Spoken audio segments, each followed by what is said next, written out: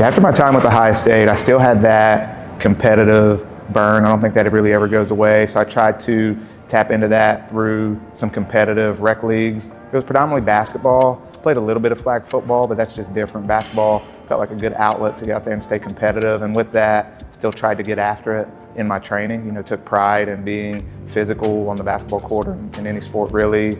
And so just tried to get after it as much as I could.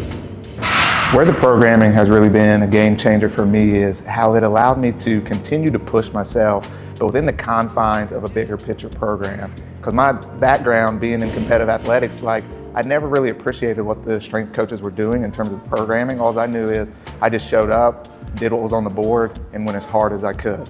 And the programming is really what kept me safe and gave me boundaries and confines. So when I got out and started doing it on my own, I would just push myself, and I'd feel myself breaking down. Like my knees would be a little achy, my hips would be a little crunchy. Things just hurt more than I felt like they should. And as a physical therapist, I could appreciate what was happening and what was going on, but I couldn't really bring my professional skill set into my training because once I got under the bar, I just felt like I needed to push it. So what Ted's program really did was allow me to tap into that inner competitor, but it also gave me the parameters to do it appropriately. And I knew if it said 50% of my max and go full speed, that's what I was going to do. Otherwise, I just always wanted to push to 100%, 102% of my max. It's a constant.